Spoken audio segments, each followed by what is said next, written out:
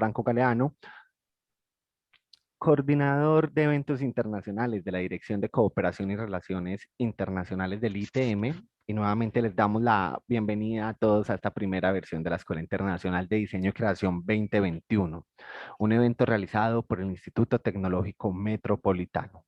Muchas gracias a todos los asistentes de esta jornada. Hoy tendremos como invitados a dos talentosos expertos en el mundo del diseño y de la creación, a Juan Alejandro López Carmona y Dagoberto Serna Udme, con su conferencia Composición Visual, Análisis de Variables en la construcción de imágenes. Juan Alejandro López Carmona es magíster en diseño y creación interactiva, diseñador visual, docente e investigador, cuenta con 10 años de experiencia en el campo de la enseñanza y la investigación en diseño en instituciones públicas y privadas con diferentes niveles de formación, tanto en niveles tecnológicos como profesionales. Juan Alejandro posee fuerte interés y experiencia en la comunicación visual o la comunicación a través de objetos icónicos, la sintaxis visual y la interacción entre sistemas a través de objetos de diseño pertenecientes a diferentes tipologías, entre las que se encuentran fija, móvil, ambiental y digital. Por otro lado, Dagoberto Serna Usme es diseñador visual, docente e investigador, con 10 años de experiencia en el campo de la enseñanza en instituciones públicas y privadas en diferentes niveles de formación. Dagoberto tiene fuertes intereses en la comunicación visual, la sintaxis visual y el objeto del diseño. También tiene unos intereses particulares en las tipologías ambientales de diseño, los materiales alternativos y la funcionalidad objetual. Es diseñador y productor lunetier, docente administrativo y coautor del libro Composición Visual, Análisis de Variables en la Construcción de Imágenes. También queremos agradecer a todas las instituciones de educación superior aliadas a la escuela, la Universidad de AFID, la Universidad San Buenaventura, la Universidad Autónoma de Coahuila, el SENA, la Fundación Universitaria Bellas Artes y la Universidad Nacional Sede Medellín. Recuerden seguir a nuestras redes sociales institucionales en Instagram, Facebook y YouTube como ITM Institucional. Y para finalizar y dejarlos con estos dos expertos, a lo largo de esta charla estaremos compartiendo el formulario de asistencia para que por favor sea diligenciado. Muchas gracias a todos y a todas por la participación de este evento y sigan conectados a nuestra agenda académica. Hoy a las 4:30 con la tercera mesa de ponencias, Historia y Filosofía del Cambio Tecnológico, Filosofía y Sociología de la Ciencia y la Tecnología, Artes y Humanidades. Una mesa que modera la profesora Andrea Cuenca. Sin más preámbulos, Dagoberto y Juan Alejandro, bienvenidos. Gracias, Sebastián. Muy buenas tardes a todos. Un agradecimiento enorme por estarnos acompañando el día de hoy en este evento maravilloso y súper importante para nuestro mundo del diseño y para nuestra movida académica en nuestra ciudad de Medellín. Bueno, hoy básicamente venimos, el profesor Juan Alejandro y yo, a contarles un poquito de una experiencia sumamente enriquecedora, sumamente interesante que hemos venido teniendo desde el punto de vista académico, pedagógico, obviamente relacionado con la enseñanza del diseño. Es una experiencia en la que venimos trabajando hace ya aproximadamente unos 11 años en la Fundación Universitaria Bellas Artes y que nos ha empezado a arrojar unos resultados bastante contundentes en lo que tiene que ver con el aporte que podemos hacer a la disciplina del diseño desde el punto de vista teórico y desde el punto de vista metodológico. Incluso pues hemos descubierto que este proceso también está empezando a aportar de una manera sumamente interesante como herramienta pedagógica en todo este tema de la enseñanza del diseño. Parte de un trabajo bastante juicioso que hemos venido haciendo a partir de una dinámica muy simple que se desarrolla en el día a día en la universidad, con nuestras clases. Básicamente surge de un ejercicio que lo denominamos en Bellas Artes el ejercicio integrado, en donde semestre a semestre se unen diferentes asignaturas con un único objetivo de desarrollar un proyecto de diseño en el que se integren todos los saberes, las habilidades que van los estudiantes adquiriendo en cada una de esas asignaturas. y lo hemos venido configurando a partir, pues, obviamente de una cantidad de fundamentos teóricos muy importantes en los cuales, pues, seguramente todos los diseñadores en nuestros procesos académicos nos hemos fundamentado y que ahora, pues, los rescatamos y traemos a colación muchos aportes de otros teóricos importantísimos para generar esta nueva herramienta. Será un asunto pues un poquito teórico, como les digo, pero seguramente van a encontrarse ahí una cantidad de elementos bastante interesantes, sobre todo, repito, en lo que tiene que ver con el proceso de diseño, ¿cierto? Un proceso que para todos nosotros generalmente tiende a tener unas mismas constantes, ¿cierto? Desde el punto de vista metodológico, siempre seguiremos un paso a paso bastante riguroso como diseñadores y bueno, habrá una cantidad de elementos en los cuales nos vamos a ir encontrando. Por ejemplo, se van a dar cuenta de que mucho de lo que estamos proponiendo a partir de esta herramienta metodológica deviene también de muchos de los aportes que nos han dado, que nos ha dado la teoría del diseño industrial. Y bueno, y otra cantidad de elementos pues importantísimos que ya les iremos mencionando. Entonces, bueno, bienvenidos y muchísimas gracias, Juan Alejandro.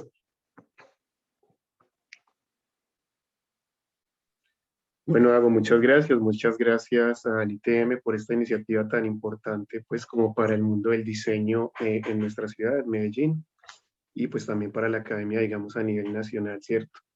También muchas gracias a todas las personas que se están vinculando en este momento, por ahí he visto varias caras conocidas.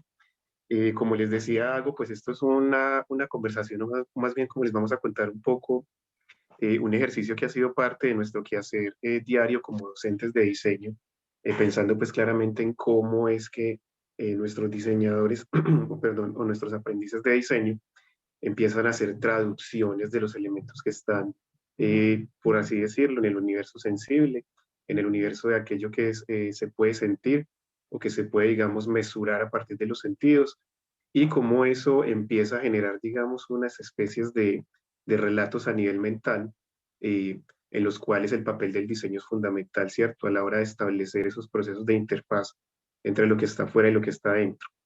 Por eso quisimos plantear esta charla a partir de algunas preguntas y posteriormente, pues, de algunos elementos que tienen que ver ya como con unas cuestiones concluyentes. La primera pregunta es una pregunta que quizás puede ir un poco en contravía de lo que tiene que ver con la percepción, y es si el objeto nace de la memoria, y es específicamente por esta dinámica que nosotros exploramos con otra compañera que se llama Mónica Molina, en un ejercicio de investigación en el cual empezamos a determinar cómo la construcción de cartografías mentales o la construcción de mapas mentales, como los plantea el portugués Antonio Damasio, es un asunto que parte de esos procesos de percepción absolutamente subjetivos, pero en los que se está haciendo una traducción de aquello que se considera universal, ¿cierto? Entonces, esencialmente lo que se tiene es, digamos, unos fenómenos universales como la luz, como la gravedad, a lo cual nosotros hemos evolucionado, digamos, para poder interpretarlo a partir de tres elementos que son, digamos, muy fundamentales. Una selección de la realidad, que tiene que ver con aquello que estamos segmentando específicamente en cada proceso de percepción, unos elementos configurantes que dependen de la experiencia y que determinan entonces como cuál es la identidad o la identificación que puede tener ese fenómeno a partir obviamente de lo que hemos experimentado, y una sintaxis que no es otra cosa más que la posibilidad de poner en juego, digamos, de poner en una relación compositiva esos elementos que nos están siendo entregados, ¿cierto? Desde ese proceso de percepción. Quisiera hacer énfasis en que en este proyecto de investigación, pues principalmente hablamos de imágenes, aunque obviamente pues todos esos procesos perceptuales se deben tener en cuenta cuando se habla de los objetos o de los fenómenos en general, ¿cierto? A partir de ello, pues entonces uno puede empezar a plantear que cuando se realiza ese proceso de percepción, cuando se realiza ese proceso de interiorización de esa sensación, de esos elementos universales, esencialmente lo que hay es una reconstrucción mental que está fundamentando ese ejercicio de la experiencia y que está constituida por unos fragmentos, ¿cierto? Que lo que nos permiten, digamos, a los seres humanos es generar unas representaciones, unas simulaciones, unas proyecciones. Eso igual pues también lo plantea Damasio desde sus posiciones. Esencialmente lo que hacemos cuando estamos enfrentándonos al mundo es generar la posibilidad de generar o de plantear reconstrucciones de ese mundo que nos van a permitir responder al mismo, ¿cierto? Digamos que en el caso de la mayoría de las personas o de todo el mundo, pues eso tiene que ver con aspectos netamente de supervivencia, netamente pues de estar en el mundo. Pero para los diseñadores empieza a ser muy importante empezar a comprender cómo esos procesos de la experiencia, cómo esos procesos de esa transferencia de información, no necesariamente pues conocimiento o la construcción de esa sensación, se empieza a configurar. Porque si pensamos en lo que plantea Arturo Escobar en la realización de lo comunal, esencialmente el diseñador lo que hace es imaginar unos futuros posibles en términos de lo plausible, ¿cierto? En términos de lo que podrá ser. Y el fundamento esencial de eso que podrá ser no termina siendo otra cosa más que la imaginación, ¿cierto? Una imaginación que se colectiviza, una imaginación que se puede compartir a partir de compartir algunas características de estos mapas mentales, pero que finalmente termina siendo también un asunto que parte desde una subjetividad cerebral, ¿cierto? Lo cual nos empieza a parecer muy interesante, por ejemplo, planteado a partir de lo que propone Rodolfo Ginás, que es algo muy importante de mencionar porque si bien el cerebro es un órgano que empieza a generar unas codificaciones y decodificaciones de todo aquello que está afuera, más bien unas traducciones porque en esencia la información que recibe son interpretaciones de esas señales exteriores. Si empezamos a tener una serie de elementos codificados, una serie de elementos estructurales que nos permiten empezar a compartir esa información, ¿cierto? Como lo plantea Rodolfo Ginás en El cerebro y el mito del yo, un texto del 2001, esencialmente el cerebro es una máquina de soñar. El cerebro es una máquina que está constantemente interpretando información exterior, planteando unos futuros posibles, si lo ponemos en palabras de Arturo Escobar, y generando unas proyecciones hacia eso que está afuera, quizás de una manera que se podría pensar bastante fenomenológica, ¿cierto? Y entonces allí uno empieza a preguntarse o empezamos a preguntarnos si se podría hablar puntualmente de una memoria colectiva en este orden de ideas, si tenemos en cuenta que las cartografías mentales son unos asuntos que son experimentados y que son construidos por cada uno de los individuos, aunque existen unos elementos configurantes, existen unos elementos de sintaxis y unos elementos evolutivos que más o menos pues nos hacen experimentarlas de una forma homogénea o que nos hacen llegar, digamos, a un consenso. Y entonces empezamos a plantearlo desde la construcción de cultura visual o desde la noción de cultura visual, pero una cultura visual con un punto de vista muy fenomenológico, ¿cierto? Muy directamente relacionado con la experiencia situada en el mundo y la experiencia pues que se puede compartir sencillamente porque siguen existiendo unos elementos universales que siguen afectando ese mundo natural, el cual nosotros pues podemos seguir percibiendo de forma muy individual, pero en un contexto particular, ¿cierto? Entonces, por ejemplo, aparecen cosas como lo que estamos viendo acá, estas paletas de colores, por así decirlo, obedecen a una indagación que se hace en el salón de clase muy sencilla acerca de cuáles son los colores de Medellín, ¿cierto?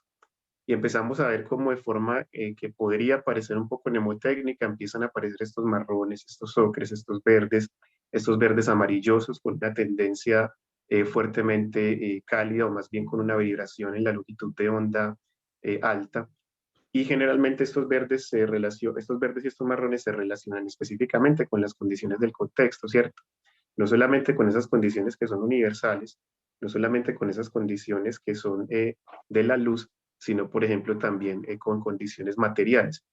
Entonces, lo que se podría considerar un simple color realmente tiene un origen incluso en la disponibilidad de materiales existente en el territorio, que claramente pues empieza a afectar todo lo que se puede constituir como elementos de cultura visual o de memoria visual en un territorio, en un contexto. De esta manera, pues uno podría pensar que si este ejercicio lo hacemos, por ejemplo, en Manizales, la ciudad que es de donde venimos, Dagoberto y yo, seguramente la franja de arriba estaría mucho más gobernada por grises, por colores beige, que por esos marrones, ¿cierto? Y seguramente la franja de abajo estaría gobernada por unos verdes mucho más oscuros, mucho más, o más bien, mucho menos brillantes, ¿cierto? Entonces, hasta aquí uno empieza a comprender que todo eso que denominamos cultura visual, todo eso que denominamos el lenguaje visual de un territorio, termina siendo un acuerdo intersubjetivo de percepciones individuales, ¿cierto? Que termina siendo muy interesante porque se plantea desde la percepción, desde eso que es universal. Es decir, la luz está allá afuera, nos afecta a cada uno de nosotros de forma diferente. Sin embargo, esas interacciones plantean unos códigos cromáticos, comunicativos, y no solamente pues en el sentido del color y de la forma, pues que es una cosa que a nosotros nos interesa mucho, sino pues también en otro sentido, ¿cierto? Uno podría hablar incluso de cómo estos códigos se pueden plantear a partir, por ejemplo, de las cuencas auditivas o de las cuencas sonoras o de la cultura sonora o incluso pues de la cultura olfativa, pues, de los identificadores olfativos o incluso pues gastronómicos, ¿cierto? Eso nos lleva entonces a preguntarnos cómo ese tipo de elementos que son universales, que se experimentan de forma individual, que se construyen en una cartografía mental eh, individual, se pueden empezar a colectivizar o se colectivizan más bien, y esa colectivización se empieza a convertir en unos criterios particulares de diseño, ¿cierto?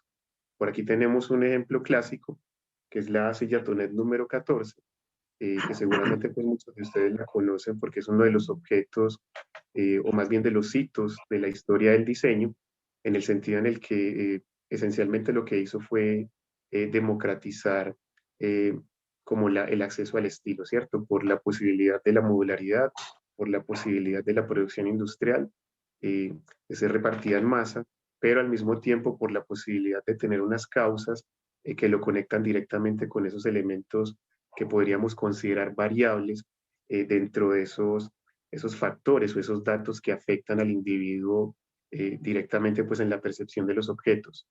Le doy paso a Dago para que nos hable un poco más sobre esto. Bueno, gracias Juan. Básicamente, pues todo lo que menciona el profesor Juan Alejandro nos conduce a cuatro elementos muy simples, digámoslo, entre comillas, muy simples, que nos plantea Nigel Cross, uno de nuestros eh, autores importantísimos dentro del mundo de la metodología del diseño y que seguramente los diseñadores industriales se han maciado bastante. Hay una partecita en su texto de métodos de diseño precisamente en la que menciona el tema de las causas del diseño. Básicamente habla de cuatro momentos importantes que se desarrollan dentro de ese proceso de diseño que todos desarrollamos, independiente de cuál sea el método que hayamos asumido, siempre van a estar ahí tácitos. Habla de una causa primaria que básicamente se concentra en esa motivación que tiene el diseñador en este caso para asumir ese proceso de diseño y para asumir esa búsqueda de una solución ideal a un problema determinado. Luego habla de una causa formal en la que básicamente el diseñador trata de darle una configuración, una especie de materialización a esa idea que ha empezado a establecerse en su mente y siempre acude a algún elemento material pues para conseguirlo. Básicamente el papel y el lápiz es una de las primeras herramientas, como el mismo Cross lo menciona.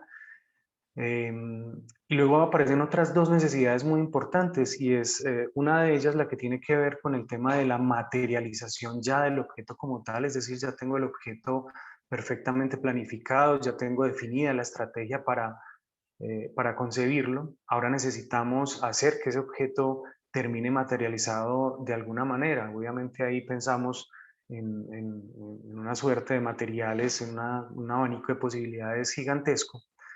Y pues habrá que decidir cuál de todas esas posibilidades será la ideal para configurar ese objeto. Eso va ligado a una cuarta causa, que es la causa técnica, en la que pues lógicamente debemos buscar la mejor manera de convertir ese material, de transformar ese material en ese objeto, ¿cierto? Si lo vamos a ensamblar de tal o cual manera, si le vamos a dar tal o cual acabado, qué herramientas vamos a usar, etcétera, etcétera. Entonces son cuatro elementos muy simples, ¿cierto? Que pues, seguramente aquí tenemos compañía de diseñadores industriales para los que eso estará sonando muy básico, muy elemental, sí, obvio, eso hace parte de nuestro quehacer, pero que definitivamente son las que empiezan a configurar de una manera muy contundente esa resolución ideal que va a tener ese objeto final. En este caso, pues una silla, que de hecho es el ejemplo al que Cross acude en su narrativa. Entonces, bueno, de ahí se parte, o mejor, de ahí se parte no, esos elementos están ahí incluidos dentro de ese proceso, no es que haya alguno de estos de donde haya un punto de partida, sino que están ahí, ¿cierto? Repito, independiente de cuál sea el método que el diseñador esté asumiendo para llegar a ese resultado.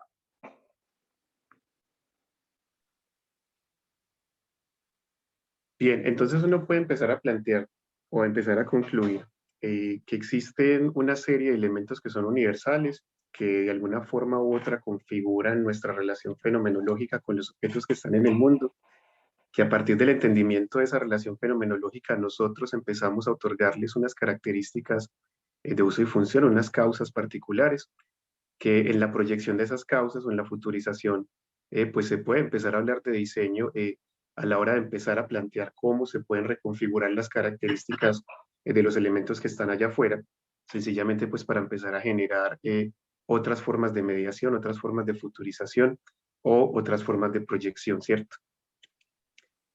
Y entonces en medio del proceso aparece la pregunta por la experiencia, porque claramente pues estamos hablando de un proceso en el que constantemente se está dando un aprendizaje, en el que constantemente pues los seres humanos nos vemos afectados por esos mismos objetos que nosotros producimos, que nosotros mismos cargamos de sentido, eh, pero que no están desligados obviamente pues de ese entorno natural o de ese entorno que está allá afuera, ¿cierto? Y aparece entonces la posibilidad de pensar la experiencia desde Jorge La Rosa dentro de esos procesos de construcción de cartografías mentales. Esencialmente, pues ya estamos hablando de un ejercicio en el que hay una codificación o una decodificación de todos los elementos que están afuera. Sin embargo, ese dato sigue siendo bastante líquido, ese dato sigue siendo bastante susceptible de ser alterado por unos principios que plantea Jorge La Rosa, que son específicamente la repetibilidad, perdón, la singularidad y la alienación. Propone La Rosa esencialmente que cuando nosotros nos enfrentamos a una experiencia, constantemente estamos reescribiendo nuestras cartografías mentales y lo estamos haciendo de una forma que se vuelve irrepetible, que se vuelve intransferible. Sin embargo, las experiencias se pueden compartir a partir de la codificación, como lo habíamos visto previamente con el ejemplo de las paletas de colores. Podríamos decir que existe una memoria colectiva y que existe una experiencia colectivizada a partir de ese acuerdo intersubjetivo, que si bien la experiencia individual es una cosa que no se puede transferir, lo que se codifica sí es algo que se puede transferir y eventualmente puede producir una nueva experiencia fundamentada en una estructura muy similar en otro individuo. Digamos que todo esto para decir que en nuestro ejercicio de investigación podríamos entender la cultura como un sistema de interacciones humanas en las cuales esencialmente se dan unas acciones que obviamente tienen unas reacciones, unos intercambios. En esos intercambios eventualmente se intercambian códigos. Dependiendo de cómo sea el intercambio de esos códigos, podríamos hablar de códigos comunicativos o códigos simplemente pues relacionados con estos elementos universales y obviamente pues en el marco de la fenomenología, es decir, en el marco de las afectaciones que tienen los seres humanos con ese mundo exterior.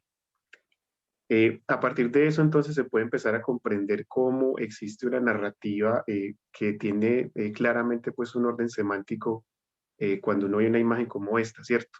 Claramente a partir de la experiencia y a partir, digamos, de los elementos que se pueden empezar a plantear allí o empezar a conectar desde diferentes experiencias, se puede pensar en una especie de teoría de los utensilios, digamos, llevada a una cartografía mental, que es la que le otorga sentido, por ejemplo, a la relación entre estos tres elementos. Que esto, pues, además, aunado a ese asunto que tiene que ver con esas características del territorio, con esas características del entorno que se empiezan, digamos, a percibir a través de esos universales, pues empieza también a plantear unos órdenes de sentido sobre la lectura de esos elementos de cultura visual, ¿cierto? Y eso pues también lo podemos extrapolar hacia una visión constructivista de la realidad, en la que esas experiencias con las interfaces se va reconstruyendo constantemente y podemos ver evoluciones como lo que estamos viendo en esta diapositiva. Cómo pasamos de ser muy conscientes del proceso de construcción de unos elementos tipográficos, conscientes, digamos, en la medida del aprendizaje, conscientes, digamos, en la medida de lo procedimental, hacia una alienación de nuestra experiencia que nos permite, o que más bien que nos plantea que simplemente tenemos que identificar cuáles son esos símbolos, esos signos que se relacionan con tales o cuales fonemas en un teclado y que posteriormente se convierten en unos elementos que tienen un nivel de simbolismo mucho más alto, que tienen un nivel incluso de polisemia más alto, pero que siguen actuando de la misma manera que actúa, digamos, el primer elemento. Y es por esta razón, digamos que a muy, muy grandes rasgos, que se puede comprender cómo es que funcionan este tipo de imágenes, cómo es que funcionan este tipo de representaciones. Esencialmente estamos hablando entonces de un diálogo constante entre lo que está afuera y esas cartografías mentales, que permite reescribir esas cartografías mentales, no solamente en el orden de lo estético, no solamente en el orden de la afectación, sino también en ese plano de contenido, pues a partir como de esas diferentes causas. Y pues podríamos decir que eso es lo que nos permite comprender entonces como unos elementos de una cultura visual, como unos elementos que se pueden extraer de un contexto específico, pueden puntualmente alimentar la construcción de un relato desde el diseño, y en este caso pues específicamente el diseño de comunicación visual para gráficos, visuales, comunicadores, entre otros pues practicantes de la disciplina que se enfocan principalmente en la construcción de mensajes visuales. Bueno, yo creo que esto ya lo hemos esbozado brevemente.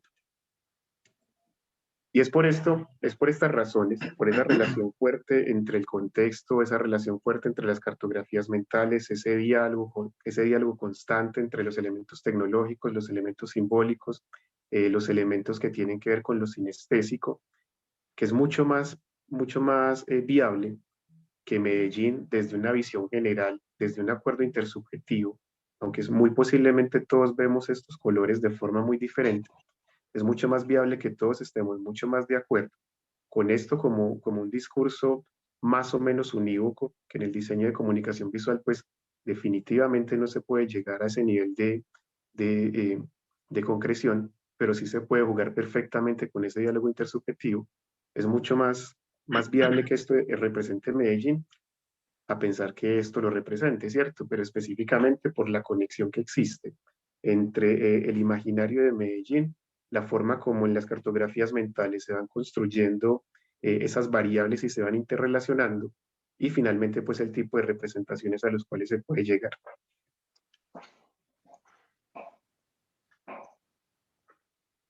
Podríamos entonces empezar a resumir un poco esta parte. Cuando estamos hablando de la interacción y de la comunicación específicamente entre las imágenes, estamos hablando de ese acuerdo intersubjetivo que tiene en medio las actividades humanas. Nuevamente son las acciones humanas las que, digamos, generan las tensiones para que se den esas reacciones o para que se den, digamos, diferentes elementos de comunicación. Obviamente, pues a través del cuerpo, el cuerpo pensado como el eje de todas las tensiones en términos de lo objetual, en términos de lo paisajístico, en términos incluso pues de lo corporal, del espacio que se puede recorrer, de las cosas que se pueden sujetar y pues de lo que se puede ver, ¿cierto? Que finalmente eso está directamente relacionado con el desarrollo tecnológico, porque existe esta visión constructivista que lo que permite es que de una forma u otra lo que pasa con nosotros socialmente estimula el desarrollo tecnológico, y el desarrollo tecnológico pues estimula lo que pasa con nosotros también socialmente, ¿cierto? Y eso se ve bastante claro cuando uno piensa en interfaces como esta en la que estamos en este momento, o como el WhatsApp, cómo han sido, digamos, elementos que dialogan constantemente, por ejemplo, con la pandemia, o que dialogan constantemente con las relaciones interpersonales. Bueno, yo creo que esto por ahora lo podemos pasar. Y entonces empezamos a preguntarnos, listo, todo este asunto o toda esta comprensión de estas cartografías mentales como elemento fundamental de esas memorias que pueden ser colectivas a través de ese consenso, que finalmente terminan teniendo unos resultados importantes y claros en la forma como nosotros nos imaginamos los fenómenos, como los representamos y como intentamos pues hacer o construir unos lenguajes visuales, específicamente para nuestro caso. ¿Cómo se puede entender entonces ese ejercicio desde lo colaborativo? ¿Cómo se puede entender ese ejercicio desde desde las variables que empiezan a traducirse o a intercodificarse de un lado a otro, ¿cierto? Y es allí cuando se plantea, por ejemplo, esa potencialidad que propone Buchanan a partir de Rittel en 1990, ¿cierto? Se puede entender el affordance o se puede entender esa potencialidad directamente desde la comprensión de esos elementos de contexto, en la medida en que el affordance termina siendo una instancia, termina siendo un momento en el que la cartografía mental puede proyectar unos elementos futuros a partir de lo que ya conoce. Y es por eso que el affordance se puede plantear como un elemento que puede ser llevado a la comunicación gráfica, que puede ser llevado pues, al diseño de objetos en general. Tenemos un par de ejemplos que nos parecen muy interesantes, uno desde el diseño industrial y otro desde el diseño gráfico visual. En el primer caso, me imagino que muchos de ustedes conocen este objeto, es el Minecraft de Masoud Hassani, y es esencialmente un desminador propulsado por viento. Es un objeto que funciona en términos contextuales de manera muy dialógica, que comprende bastante bien cuáles son las condiciones del territorio en el cual debería actuar, no solamente desde lo material, sino pues también como desde lo económico y desde la autonomía que puede tener el objeto. Esencialmente Masoud Hassani lo que hizo fue pensar en las plantas rodadoras en el desierto y pensar en un instrumento que pudiera seguir esa lógica, que pudiera seguir ese diálogo entre esos elementos ambientales para plantear este desminador. Entonces, cuando el aparato este pasa por encima de una mina, sencillamente explota, pierde un par de patas, las cuales se pueden reemplazar y perfectamente puede seguir adelante. Eh, Muy en relación con ese entorno, muy en relación con esos elementos que se podrían denominar de cultura territorial o de cultura específicamente hablando. Por otro lado, tenemos un ejemplo que nos parece muy interesante, es el ejemplo de la señalética del metro, del sistema más bien de transporte masivo de la Ciudad de México, porque es un sistema señalético ideográfico. Seguramente para los gráficos y los visuales que están aquí, una de las primeras preguntas que puede empezar a surgir es cómo es que esto funciona si termina siendo un sistema con un alto nivel de iconicidad. Y generalmente estamos acostumbrados a pensar que entre más abstracción exista, mucha más claridad va a existir en esa interfaz comunicativa. Pero el sistema señalético del sistema de transporte de la Ciudad de México demuestra que realmente hay un asunto que tiene que comprender claramente cuáles son las complejidades de la cultura visual o las complejidades culturales del contexto. La Ciudad de México es una ciudad con una parcialidad indígena alta, es una ciudad en donde existen muchas personas que o no saben leer o no saben leer en español específicamente hablando, y pues que además, digamos, uno desde afuera puede empezar a encontrarse con un montón de interpretaciones desde el código textual que pueden ser complejas, ¿cierto? Como por ejemplo los nombres de las estaciones. Cuando uno piensa en los nombres específicos como eh, Azcapotzalco, Mixcoac, Coyuya, mientras que cuando estamos hablando de este sistema biográfico, estamos hablando de un sistema que puede transgredir o que puede traspasar incluso sobre criterios de diseño visual o gráfico, la funcionalidad de esos elementos lingüísticos y pensar en cómo desde la representación icónica puede existir un diálogo mucho más concreto con elementos culturales que la gente pues puede reconocer de forma mucho más fácil. Y es, digamos, a partir de sistemas como este que uno puede navegar, por así decirlo, por el sistema de transporte de la Ciudad de México con mucha facilidad, porque realmente uno lo que termina haciendo es reconociendo unos ideogramas y no se tiene que enredar, digamos, con unos elementos que están ligados con un discurso completamente abstracto, como lo sería, por ejemplo, en este caso, un discurso textual, como el que utilizamos nosotros acá en Medellín, como el que se utiliza en Bogotá, en Cali, para pensar en las rutas del Mío, del Transmilenio y del metro mismo, ¿cierto? Muy bien, digamos que ya empezando a sintetizar todos esos elementos, pues pensamos en cómo se llevan al salón de clases, cómo se empieza a comprender todo este asunto de intentar traducir unas variables desde lo universal a lo particular y de lo particular otra vez a lo universal, para luego volver otra vez a entrar en ese proceso de interacciones que se vuelve infinito y que va construyendo la cultura visual o la cultura específicamente hablando de una sociedad. Pensamos en la necesidad metodológica de plantear o de proponer esa inquietud en los estudiantes, ¿cierto? Para nosotros, específicamente hablando, desde el lenguaje visual, pues porque es, digamos, como la rama de la disciplina en la que estamos puntualmente centrados. Y pensamos también, pues, como en el orden de lo metodológico, en esos procesos de análisis, síntesis, evaluación. ¿Cómo se puede llevar eso metodológico que implica ese salto al vacío, como lo dice Rodríguez Morales, o más bien luchar en contra de ese salto al vacío, y a un ejercicio de esa complejidad, ¿cierto? Un ejercicio que intenta evaluar de forma holística un montón de relaciones que tienen una incidencia fuerte en la forma como se interactúa en un contexto específico, para el caso particular, unas interacciones desde lo visual. No sé, Dago, si estoy olvidando algo por aquí.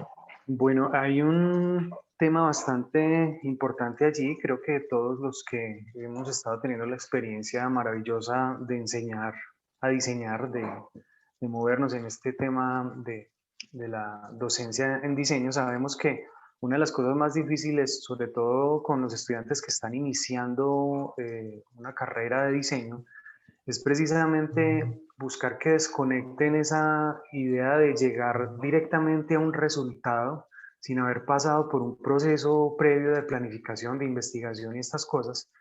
Creo que esa es una parte bastante compleja y de hecho para uno como diseñador recién ha empezado e incluso, por qué no decirlo, todavía a nivel ya profesional nos encontramos a veces con esa gran dificultad y con ese temor de enfrentar ese espacio en blanco o esa hoja en blanco y de empezar a necesitar recursos para llenarlo, ¿cierto? Llenarlo pues en el sentido de encontrar una solución adecuada.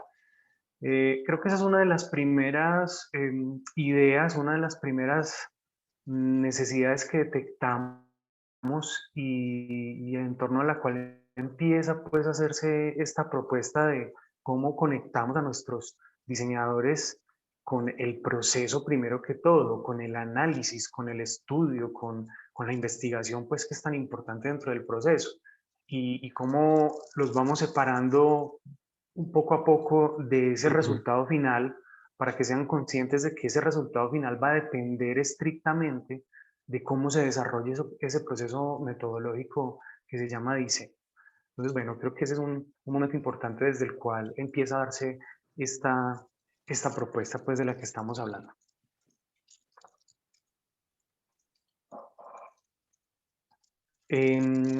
Dentro de todo lo que va sucediendo en ese proceso y de esa, digamos, desacertada idea de llegar a un resultado directamente, podemos hablar de que en muchos casos el proceso de diseño termina moviéndose a partir de una dinámica muy artesanal, es decir, de llegar directamente a la transformación del material para conseguir un objeto determinado.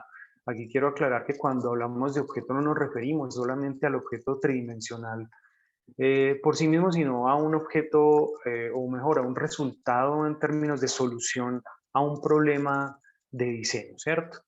Entonces, la idea parte precisamente, como lo decía hace un momento, de cómo recién empieza uno a diseñar, siempre está irremediablemente pensando en una solución. De hecho, pues todos los que diseñamos sabemos que aun cuando apenas estamos dándole una estructura al problema de diseño, ya nuestra mente irremediablemente está trabajando en una propuesta de solución. Él es el cliente sentado enfrente de uno pidiéndonos lo que está requiriendo y ya nuestro cerebro está trabajando en una solución de una manera directa, ¿cierto? Eso es parte como de nuestro pensamiento de diseñadores, ¿cierto? Que estamos muy concentrados en la solución. Sin embargo, hay que ser conscientes pues y hacer conscientes a nuestros diseñadores en formación de cómo para llegar a ese proceso definitivamente hay que pasar por todo, o mejor, para llegar a ese resultado hay que pasar por todo un proceso consciente disciplinado, juicioso, de mucho análisis, como lo decía hace un momento, y de mucha indagación. Es ahí cuando surge la propuesta de la variable o el dato concreto como un elemento que permite no solamente pues hacer transcodificación, sino también hacer clasificación y que permite pues también hacer definición. Si volvemos como un poco al principio de la conversación, pues uno puede decir que todos esos datos que son universales finalmente terminan siendo elementos que se pueden descomponer y que se pueden poner de forma muy concreta, ¿cierto? La luz termina teniendo unas velocidades, termina teniendo unas longitudes de onda, esas longitudes de onda se expresan en términos de lo numérico, eso numérico también se puede expresar en términos del tono, el brillo, la saturación, el sonido se puede expresar en términos de decibeles, y estamos hablando pues solamente de aquello que es percibido por nuestros órganos de los sentidos. Pero si luego entonces además pensamos en cómo se empiezan a interpretar, cómo se empiezan a resignificar, pues entonces empezamos a tener otra serie de datos que son completamente susceptibles de ser explotados para plantear diseño o para plantear construcción de lenguajes visuales, que es, digamos, pues como uno de nuestros intereses. El método se ha visto aplicado en otras formas de representación, desde lo sonoro, incluso desde el diseño de alimentos en un par de ejercicios experimentales que hemos realizado, pero ha sido principalmente pues una inquietud desde lo visual, ¿cierto? Lo visual como forma de representación, pero como forma de representación de lo universal.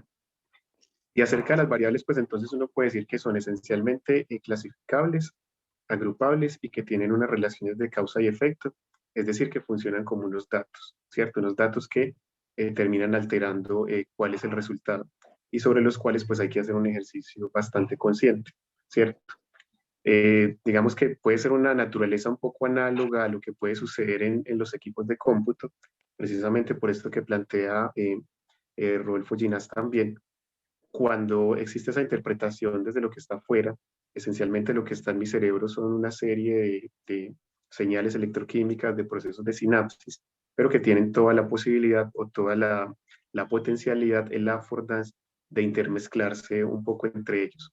Aquí no lo tenemos puntualmente en la presentación, pero por ejemplo, cuando hablamos con los chicos de esos procesos de codificación y recodificación, tenemos muy en cuenta lo que tiene que ver con la sinestesia para pensar en las interpretaciones de las variables y los elementos que están allá afuera, ¿cierto? Que están, digamos, en ese mundo que luego se convierte en un acuerdo intersubjetivo.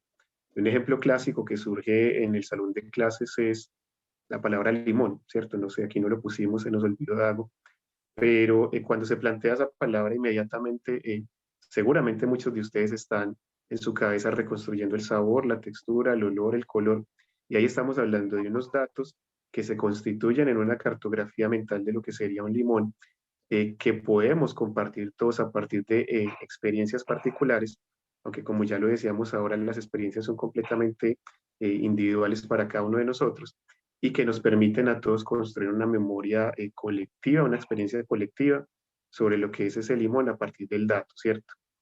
Y entonces empezamos a plantear formas de poder hacer esas clasificaciones o esas decodificaciones de esos datos. Y con uno de los primeros instrumentos que nos encontramos fue el modelo taxonómico de Eleanor Roche.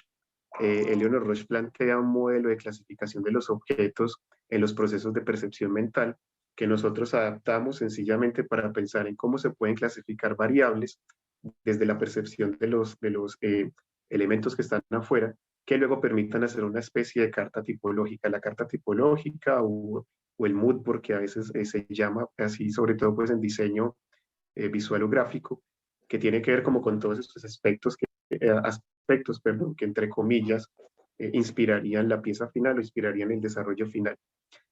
Pero al que todavía le hacía falta un aspecto que pudiera determinar jerarquías, que pudiera determinar relaciones de causa y efecto. Y entonces empezamos a enfrentarnos en principio con el modelo taxonómico de Roche, que nos permitía, como pueden ver en el lado derecho, hacer clasificaciones con un corte muy racionalista de los fenómenos que están, digamos, en el mundo. Aquí lo que tenemos a la izquierda es una fotografía de don Horacio Gil Ochoa, el fotógrafo famoso pues, que falleció hace un tiempo, sujetando su fotografía favorita, ¿cierto? Entonces pensamos en listo, vamos a hablar como de los elementos universales que están constituyendo esa fotografía. Y pensamos entonces en los colores, en las escalas de iconicidad, en los elementos compositivos, pero al mismo tiempo en cómo se van desglosando cada uno de ellos, ¿cierto? Para al final en el nivel subordinado poder tener una serie de variables o de datos que pueden ser reconstruidos, que pueden ser reinterpretados o que pueden ser alterados, digamos, en su orden para obtener otro resultado, para obtener, digamos, una cosa diferente. Y pues aquí también tenemos un ejemplo básico. Este cuadro podría ser mucho más extenso si, por ejemplo, en el nivel supraordinado empezáramos a pensar, por ejemplo, en características o en variables que tuvieran que ver con aspectos simbólicos, ¿cierto? O aspectos de contexto particularmente hablando. Ese modelo de Roche nos empezó a entregar unas series de mapas de variables. Nuevamente hay que recordar que estamos hablando de los chicos que son aprendices de comunicación visual, de diseño de comunicación visual.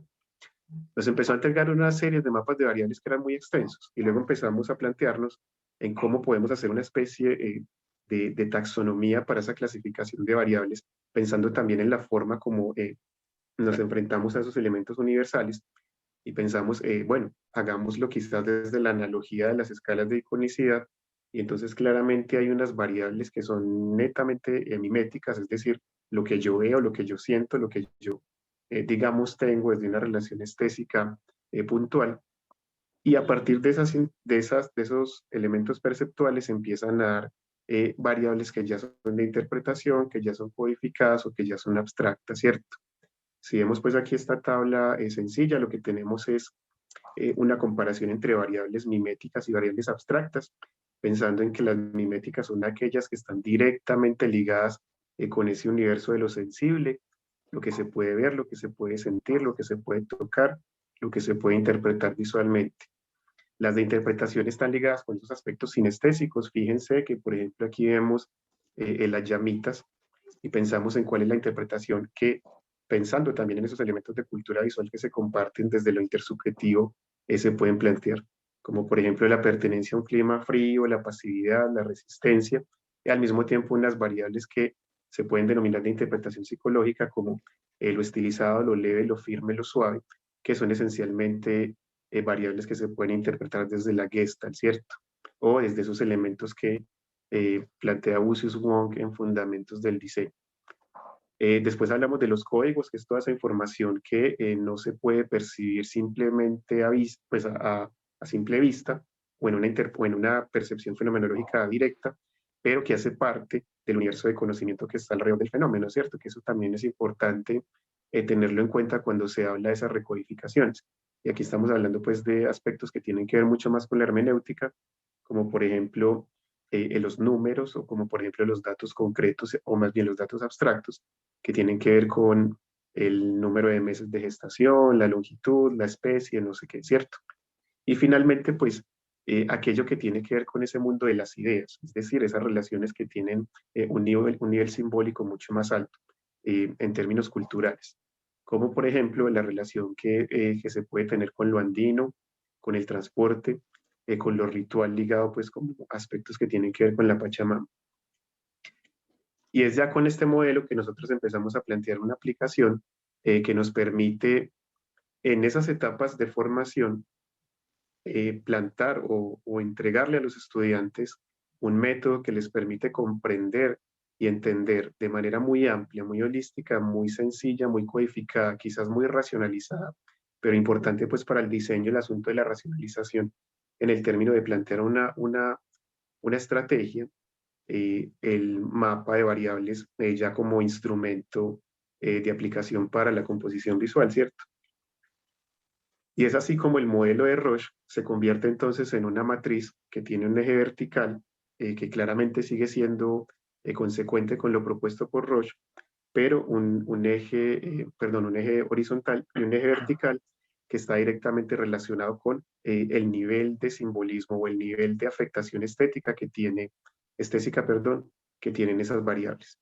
Entonces vemos aquí, por ejemplo, una variante en la que en las variables miméticas en el nivel básico podemos tener lo que se escucha, lo que se ve, lo que tiene sabor, lo que tiene olfato, lo que se puede sentir a través de la piel, lo que tiene temperatura, lo que tiene propiocepción, pero allí podríamos plantear todas las relaciones que estén directamente eh, realizadas a través del cuerpo, ¿cierto? A través de esa escala corporal, esa escala objetual, esa percepción o ese entendimiento estético.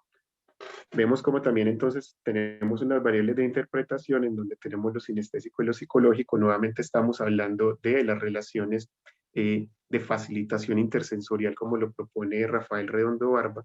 Cuando yo veo, por ejemplo, las formas, cuando yo veo los colores y siento otras sensaciones, ¿cierto?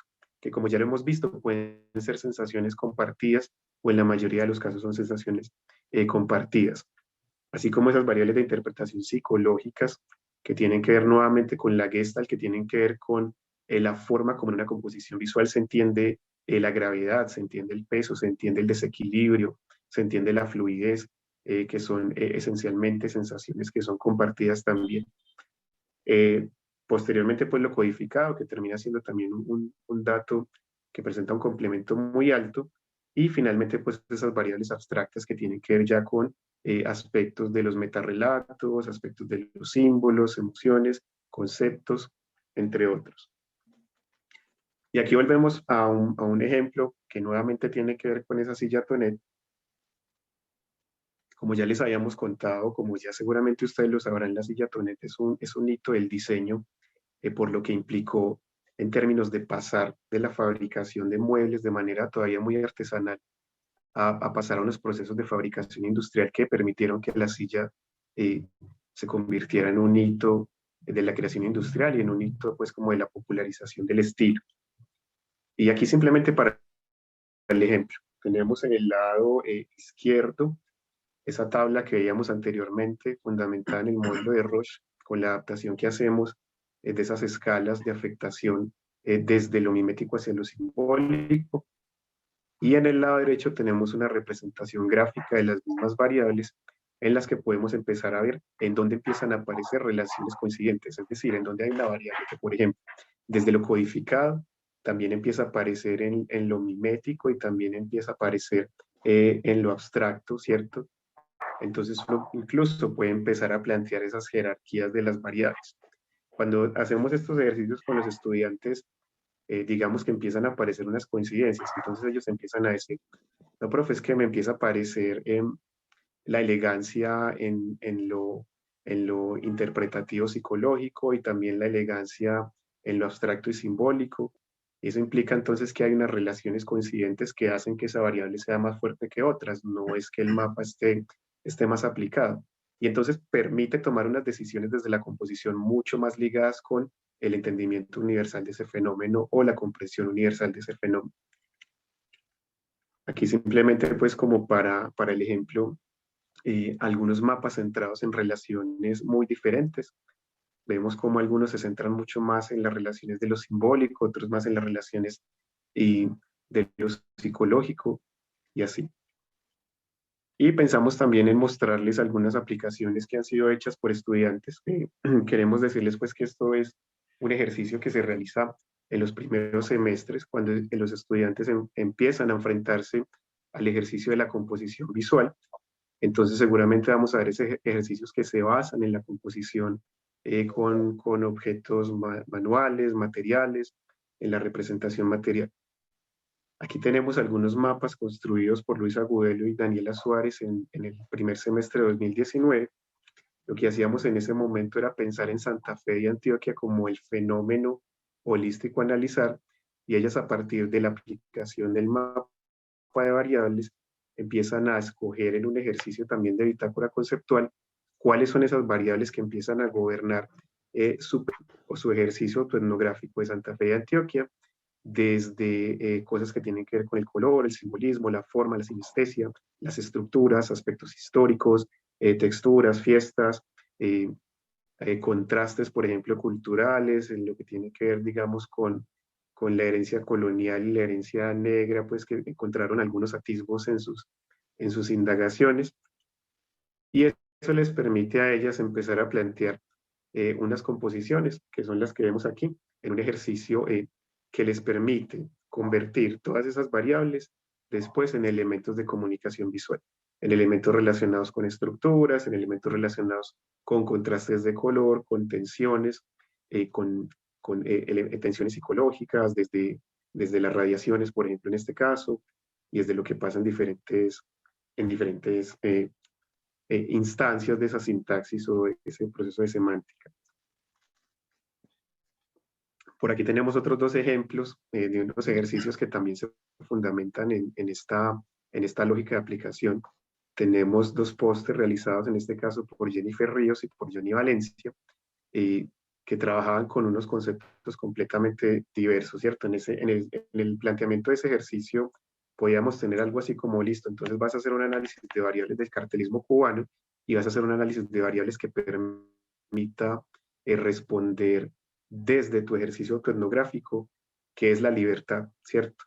Y tenemos resultados completamente diferentes desde análisis de variables completamente distintos. No sé, Dago, si de pronto haya aquí algo que me haga falta mencionar. No, yo creo que es muy importante también mencionar cómo ese análisis de variables y ese método pues, de estudio del fenómeno hace que el diseñador empiece también a articular de una manera mucho más lógica, mucho más coherente su proceso con, digamos, procesos tan importantes como lo es el estudio de la sintaxis visual, ¿cierto? De cómo un objeto que se va a componer, una composición, tiene que partir de unos fundamentos básicos de la sintaxis, de unas estructuras básicas con algún tipo de variación, de unos elementos visuales, de unos elementos de relación que van a ser parte fundamental pues de esa composición. Entonces, llegar a esos elementos, por ejemplo, llegar a un grupo de elementos visuales, a una forma, a un tamaño, a un color, a una textura, es mucho más sencillo para el diseñador cuando un mapa de variables le ha arrojado información importantísima que le va a puntualizar cuál de esos elementos será el ideal dentro de esa composición, sobre todo cuando, como en estos casos, tenemos un objetivo comunicativo pues importante. Creo que esa es una de las cosas más interesantes que hemos encontrado con este estudio y es que se facilita el anclaje de esos mensajes y se facilita la conexión también con los elementos, digámoslo así, de carácter pertinente que se van a utilizar dentro de la composición. No sé cómo estamos de tiempo. Bien, yo creo que sí, un momentico más de pronto por si quieren ir cerrando o si alguien tiene alguna pregunta o inquietud, no sé, alguien de acá, las personas que nos acompañan, tienen algo para preguntarles a los profes, lo pueden hacer acá por el chat o levantan la manito, no sé qué más quieran aportar ustedes.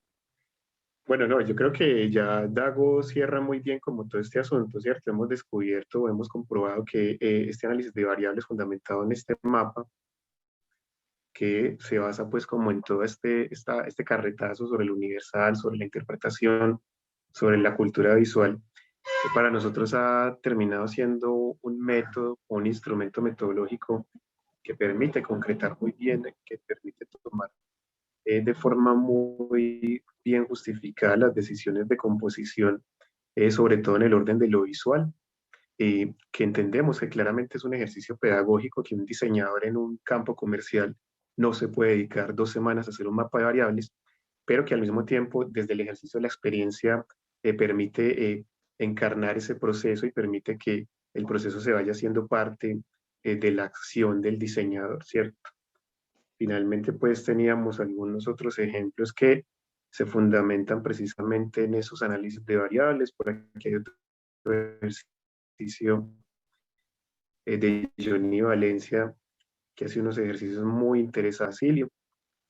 Y pues ya digamos que como para cerrar, pues hablaríamos de unos elementos concluyentes. Yo creo que el análisis de variables en el entorno para llegar a esas composiciones visuales nos ha permitido tener, digamos, una visión muy holística de la práctica disciplinar.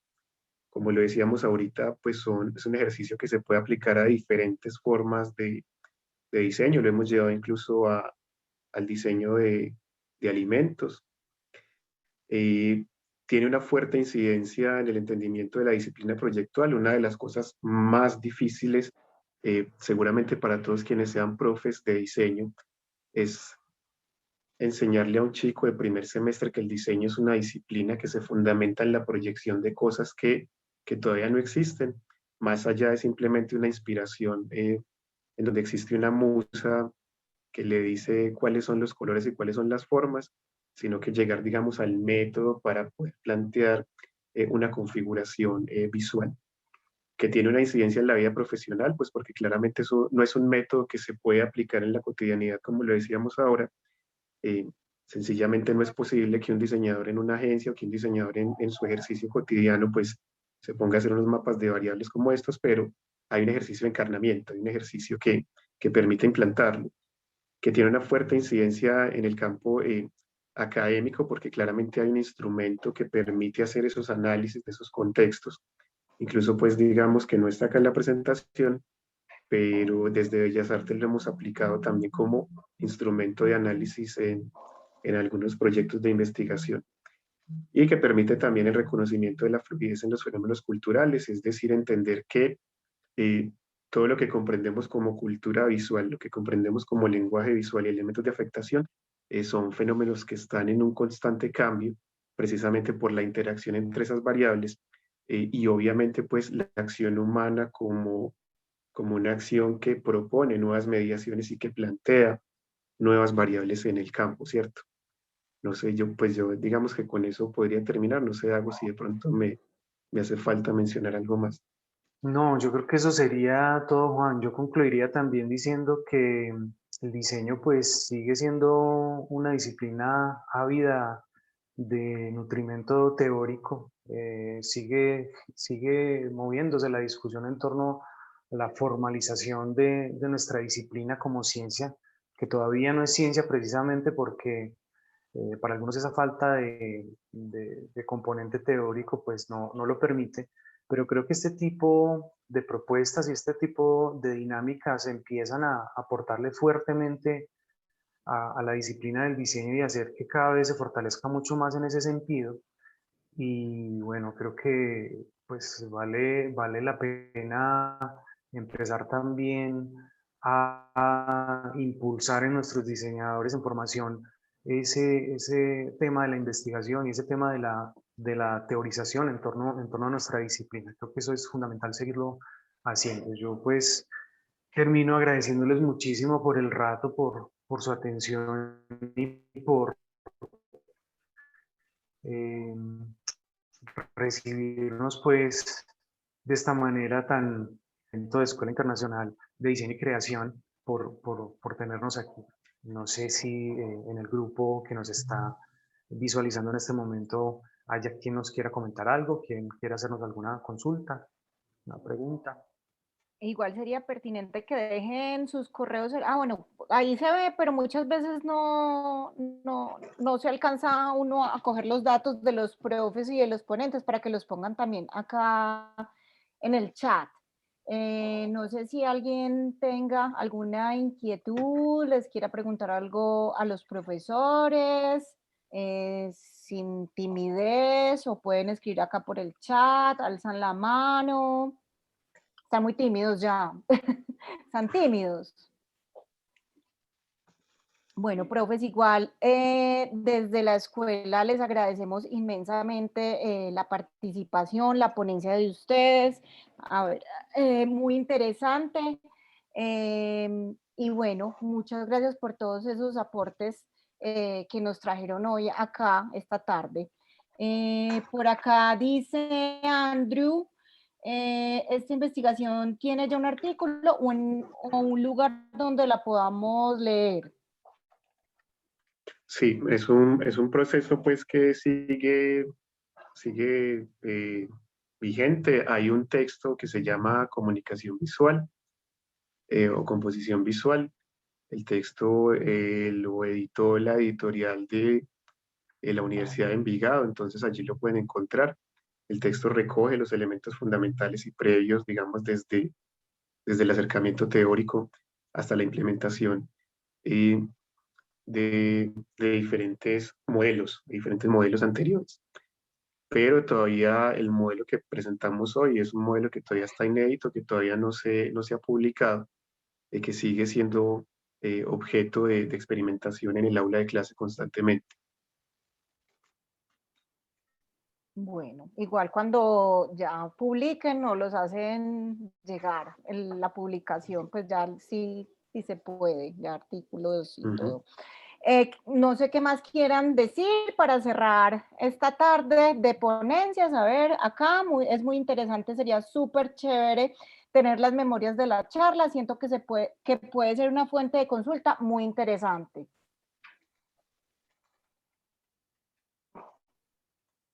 Sí, las memorias se van a hacer más adelante cuando se termine la escuela. Me imagino que memoria sería la presentación de ellos, Miguel. Bueno, esperemos a ver si dice algo. Bueno, nada más por ahora. ¿Alguien más quiere aportar algo? Entonces damos por terminada la sesión de hoy con los profes y terminamos esta tarde de ponencias. A las 4:30 terminamos la jornada de hoy con la mesa número 3.